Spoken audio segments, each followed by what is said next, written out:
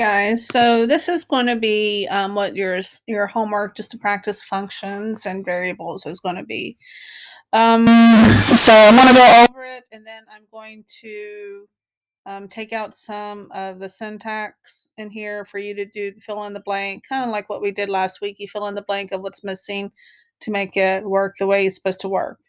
But I'm going to go ahead and go over it with you now, just so you can do the homework. So this is going to kind of tell a story about what happened tonight. So I'm going to declare a variable for my dog's name. So I'm declaring a variable using const because her name's not going to change.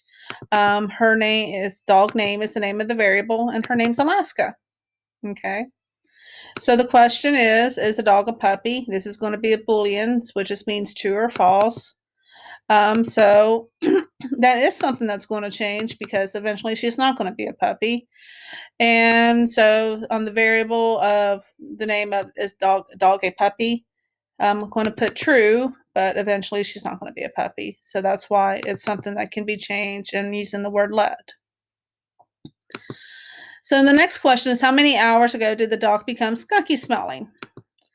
And that's going to change because as time goes by, those hours are going to change. And so I'm using the word let, and hours since skunk exposure. And I just put 4, something like that. So you can see right here, this is a string, so it's got quotes around it. This is a Boolean, which means it can only be true or false. It does not have quotes on it because it's a Boolean. And this is a number, so this does not have quotes on it as well. So now we're going to think of some remedies to get rid of that skunk smell. So I'm using let on all of these because it's something that could change, I suppose. Remedy 1 is the name of the variable, tomato juice. Remedy 2 is the name for the second variable, wait it out. Remedy number 3 is the third variable, dial soap. So I plugged in some numbers here just to represent the cost of each option. So remedy 1 cost is going to be $4. Remedy 2 cost is 0, waiting it out. Remedy 3 was $2.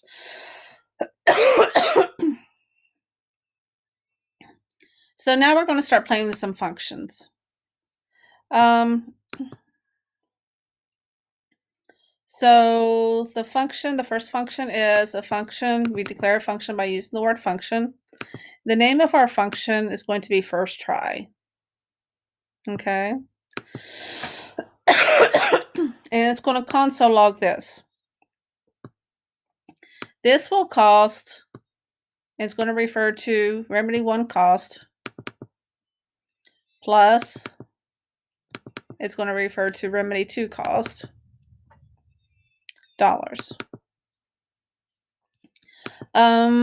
So this is a string, which is indicative because it's got quotes.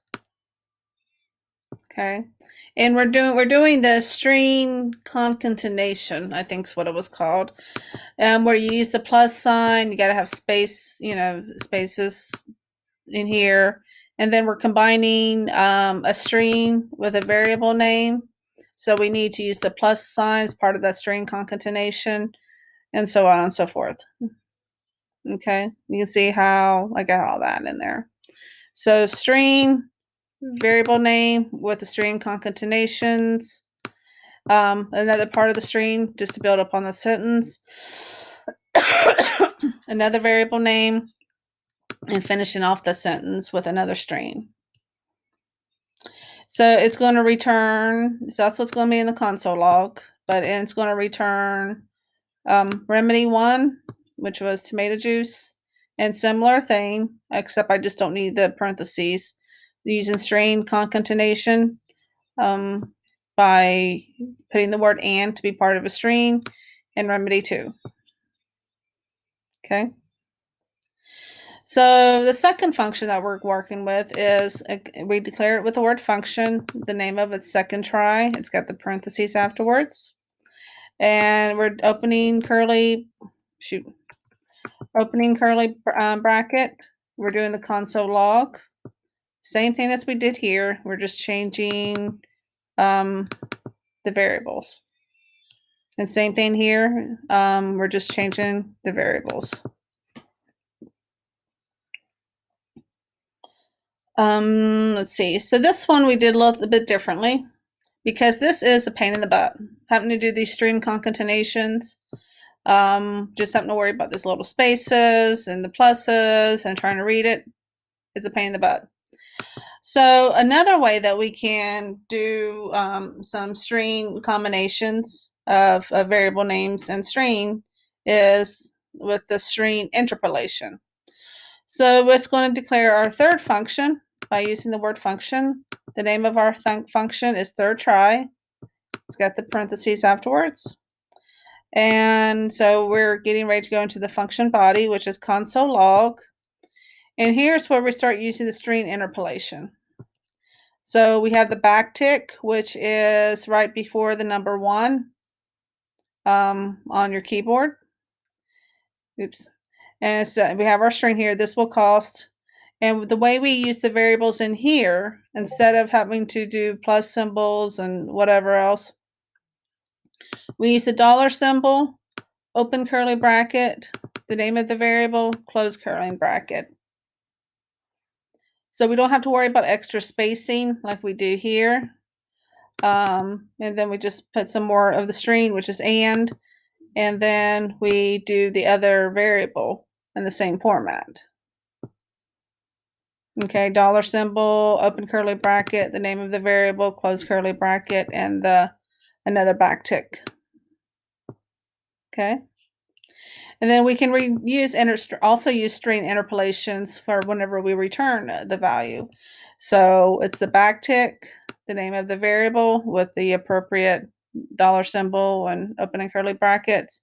The word and, we don't need to do plus signs or anything like we did here.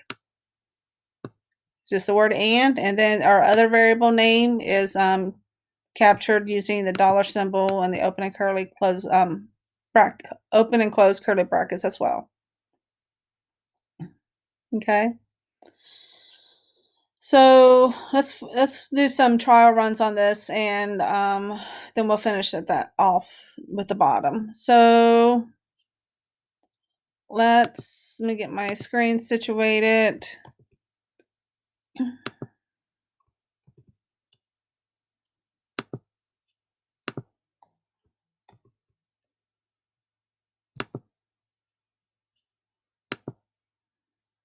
Just trying to get my screen situated so we can see what's going to happen in the console as we're looking at the actual code. Okay, let's go ahead and clear this out. Make sure this is saved. Now I want to clear this out. So let's call our dog's name. So to do that, just type in dog name and it comes up Alaska, right? So now I'm on line 20 here. Is dog a puppy? Let's just type in a variable name dog, a puppy, and it's going to come up true because she is. And it says that right here. So how many hours goes did the dog become skunky smelling? So we're going to use that variable name there. Just call it hours since skunk exposure is 4, which is correct. Now let's practice calling these variables for the remedies. Remedy 1 is tomato juice. Remedy 2 is wait it out. Remedy 3 is dial soap. So what's the cost? Remedy 1 cost. Remedy 2 cost. Remedy 3 cost. Okay. So you see all that's coming up with the variables. Okay. And so now let's play with the functions. So we got declared a function. Now let's call upon our function. So first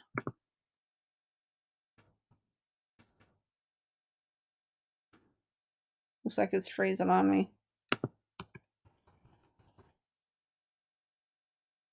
Give it a minute. Okay.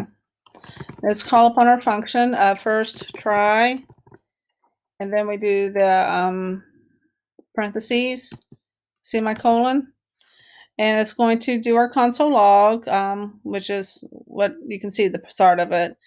And it says this will cost $4 plus $0. Okay. And it's going to return the remedy 1 of tomato juice, which is correct, and wait it out, which is remedy 2, which is correct. So let's try, let's do another one. Second try. So it got some spacing issues, but whatever. But it does the same thing. It produces the console log and produces the 2 items related to that variable. And let's do third try. Okay, so it produces the console log, this will cause 0 and 2. Looks like I forgot the word dollars in there, but that's fine. And then it's also what it is weighted out and dial soap. Those are the 2 solutions, the 2 remedies. Okay. Let's see. Let's finish this up. Oh. And this is going to be an introduction to what we're going to build on with the next lesson as well. So, so just keep that in mind. So we're going to rank the smell from 1 to 5 on how bad the smell is. So 1 is worst smell ever. 2 is it's been a couple of days, it's not that bad. 3 is, now I'm using variables again, and I'm using the string interpolation because it's got the backtick and the dollar symbol, open curly bracket. So the dog name is referencing to up here, and it's going to put Alaska. It's still a puppy. Look at how cute. Smell isn't that bad. So 4 is going to be, let's take Alaska by using the variable name for a walk. She's lonely. And you can see I'm using the backticks, and even though I'm using a backticks, it does require that I do the backward slash because I'm using an apostrophe for let's. And then there's 5. It's all gone. The smell's gone. So, I just thought this might be a funny way to end it. There's not much to do with it. But what we can do is rank the smell. Rank the smell. And it's just going to turn up. It's like, I don't care what you rank. She stinks. Let's see.